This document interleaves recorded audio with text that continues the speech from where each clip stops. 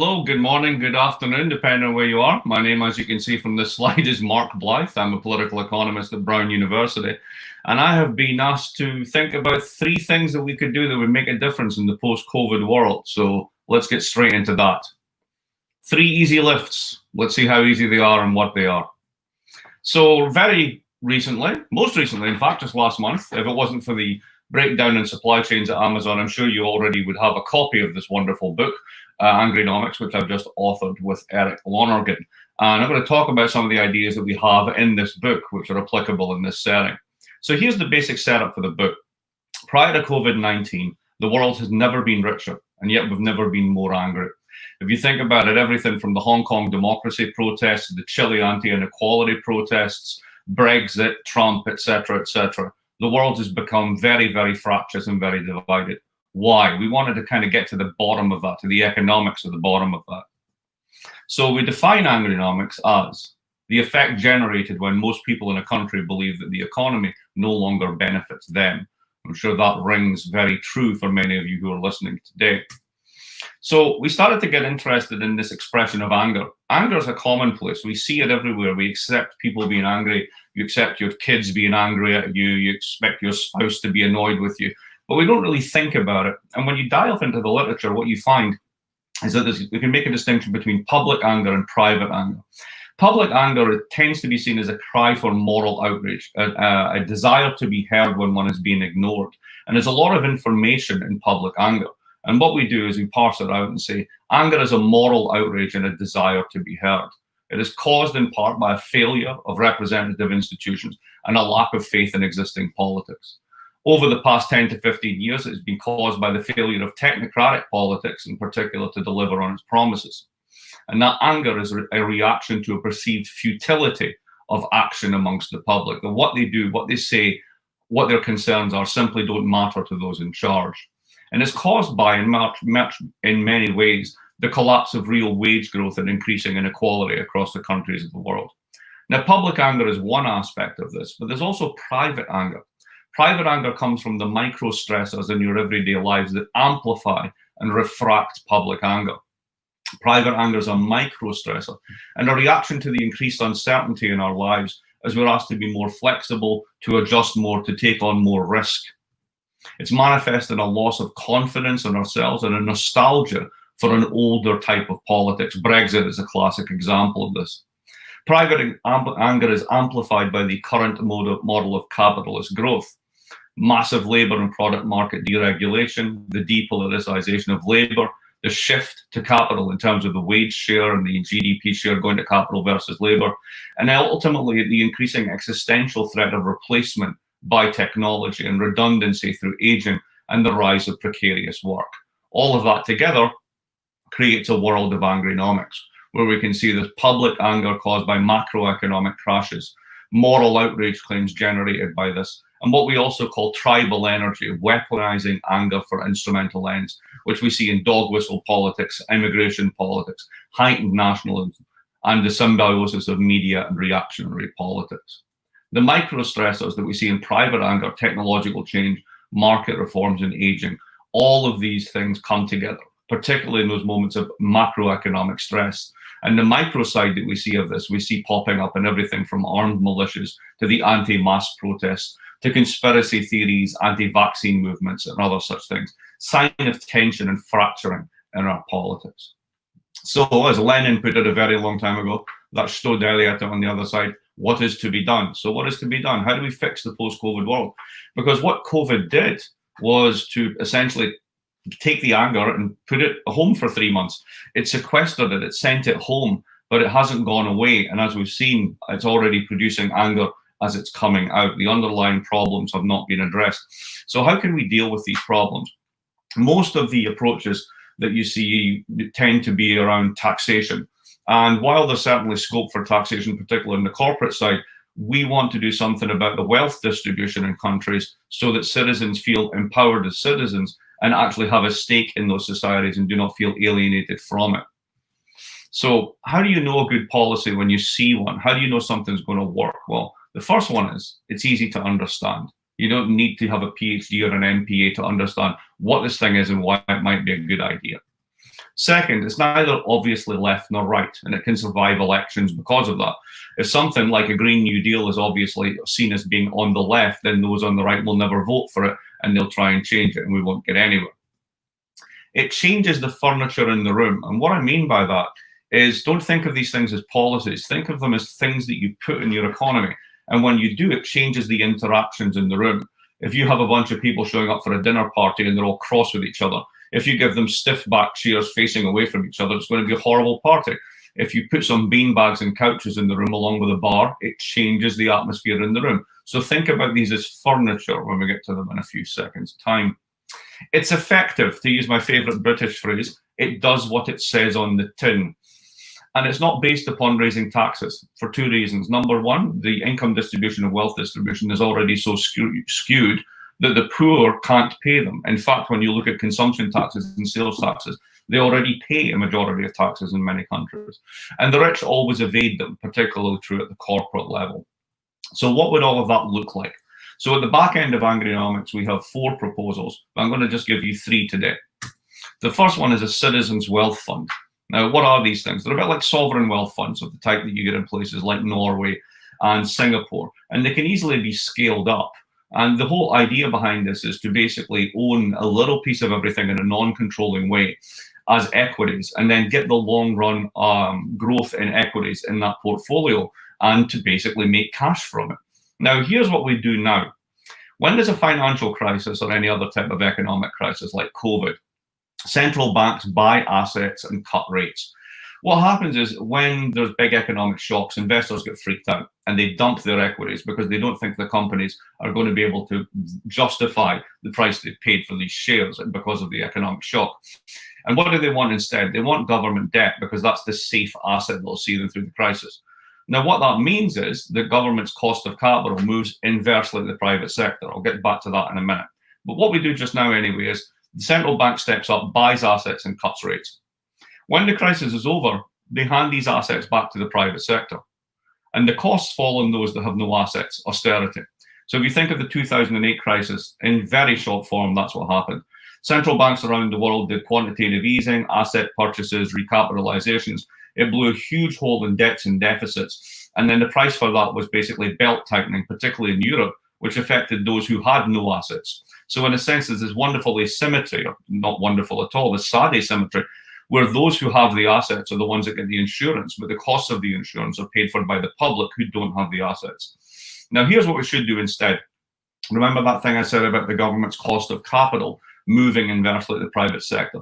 That's important. What that means is when there's a crisis, governments can borrow at negative real rates, which is just the world we're in now. And we're also in a world of structurally low interest rates and almost no inflation. This creates an incredible and one-time gift for lending, because essentially the people who are buying the bonds are paying you for the privilege to do so. So what should we do instead? Well, what we should do is, when there's a financial or other crisis, the government should issue safe asset bonds and buy all those dumped equities that the private sector no longer wants. If we think about the COVID crisis, the stock indexes in the US and the UK fell by 30%. At that point, we should buy all those assets and put them into a massive passive fund. You should let them grow then passively and professionally managed miles away from politicians for 10 years. And the returns over 10 years could be 20% of GDP. And what do you do with that? Well, the outcomes from that, the income streams there, go to those who have no assets, the bottom 80% of the income distribution. Easy lift number 2, a digital dividend. Here's what we do now. We are using digital platforms. We all use Facebook, Google, and Apple, and Amazon, and all the rest of it. These are American firms that constitute 20% of the American stock market. They have incredible profit margins because their marginal cost of production is effectively zero. And they subcontract all the low-end stuff out to other firms, so they reach super profits. Now, multinational firms in general, not just the digital giants, pay almost no taxes around the world. And the way that we deal with this is we find the countries that enable this. So there's a famous case where the EU told Ireland that it had to pay up 13 billion in taxes because that was the sweetheart deal that it cut with Apple. But these things go on all over the place. Holland is actually the biggest egregior when it comes to this type of things. So we go after the countries, or we don't go after the countries. The other way we do is we try to get international agreements. There's been a series of talks with the OECD for the past couple of years on a common floor for corporate taxation around the world, and then a special way of dealing with the digital giants. And what's happened, of course, is the Americans woke up one day, figured out all these firms are actually theirs, they like them reaping super profits, and they walked out of the OECD talks, threatening tariffs on anyone who taxes them, which is the situation that France finds itself in at the moment. So the USA vetoes taxes on the firms. So what are we going to do? We have these behemoth, incredibly profitable companies, which are incredibly important to our societies, and they pay no taxes. So how can we do this instead if the Americans are going to veto the whole thing? Well, let's remember one thing. Your data is their profit engine. If it wasn't for your keystrokes, they wouldn't make a single cent.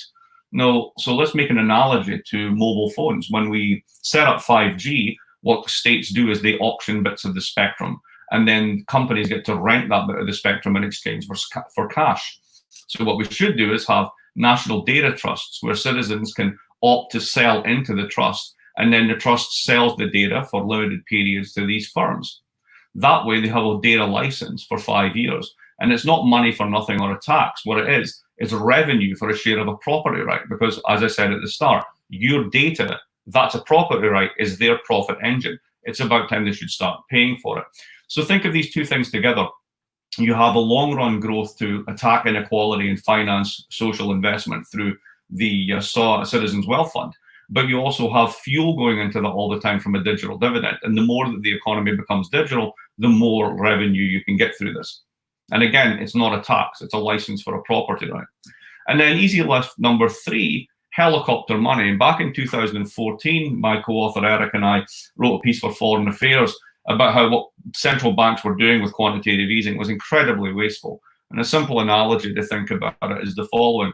Imagine you wanted to make a cup of tea. I know Brits like cups of tea. And this is how the central bank would do it. They would basically tape up your whole house and leave one hole in the back. You would put a hose in the back, turn it up, turn on the water from the hose, flood the entire house, and eventually you would get enough water in the kettle to basically make a cup of tea. It's rather wasteful, to say the least. What we suggested was, let's not do that. Let's just put water straight into the kettle, otherwise known as helicopter money or direct payments to households. Now, why would you want to do this? Well, we're already doing it in the COVID crisis. Essentially, when you have a massive collapse in consumption, you want to support consumption. And what we've done till this point is, when there's a recession, we use QE and other techniques to boost asset prices and cut interest rates, in the hope that as those asset prices gain in value, the people who have assets, who are the top 20% of society, feel a little bit more rich, spend a bit more money, and that trickles down to everyone else. It's incredibly inefficient. This also enriches the already rich, and it creates budget deficits down the line that leads to cuts. Again, this is the austerity thing. And the public acts as insurance for the private sector, but gets no upside for doing so. So what should we do instead? Set up central bank money and send cash direct to taxpayers. You could set up the payment system and route it around the commercial banking system. Thereby, the banks can go take all the risks that they want. They don't become too big to fail. Your payments, the stuff that you actually care about, keeping the roof over your head, making sure that you can buy things at the supermarket, could simply be routed through individual accounts at the central bank. You don't have to use them all the time, but in emergency, they could be switched on, and you could send cash direct to taxpayers. You keep doing this until the recession is over or you hit an inflation target. It's much cheaper than QE and more effective than QE and rates cuts. And the good news is we're already doing it with COVID. That's exactly what all of these wage guarantees and other such programs in Europe are effectively doing. So again, add all these ones together, what have we got? You've got a Citizens Wealth Fund, you have a digital dividend, and you have a much, much more efficient way and effective way of curing the cost of supporting the economy during recessions. So the take home on this is as follows. It's about moving the furniture. Don't think of these lifts as policies. As I said, think of them as furniture. Once you have these in your economy, it changes what's possible going forward. It gives citizens a stake in the capital stock of the country. It empowers them in a way that simply taxing one part of society or one set of international actors simply doesn't. It's not to say I don't think there should be higher taxes on corporations. There absolutely should. But when the countries themselves, such as Holland and Ireland, are particularly egregious examples of allowing these companies to dodge taxes. I think we have to look elsewhere if we want to raise revenues. It grows wealth on a much more equitable basis, particularly on the long run. And all of this could be done starting right now. You could do all of this. You could have all of these things set up in 6 months' time. The only thing that is limiting us is the political courage to try. Thank you very much.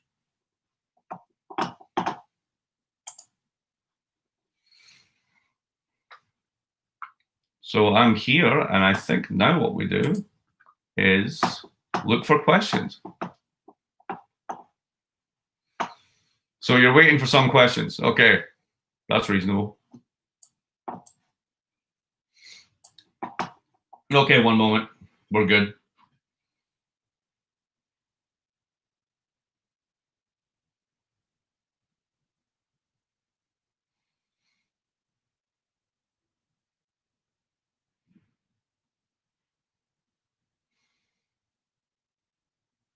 Maybe it was the accent that threw you off. Coffee. Too early for anything else.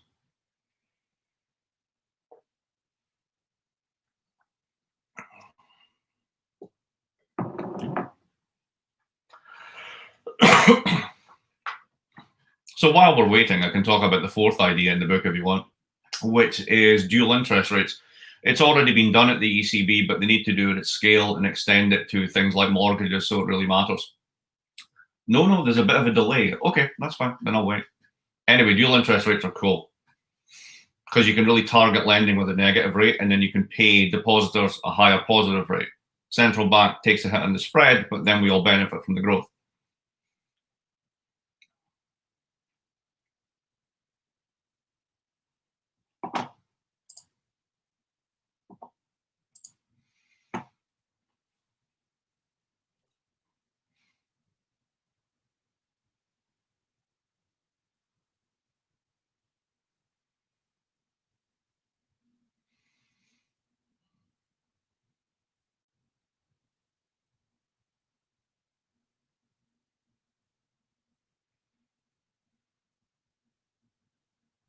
Oh, no comments whatsoever. I shut down the show.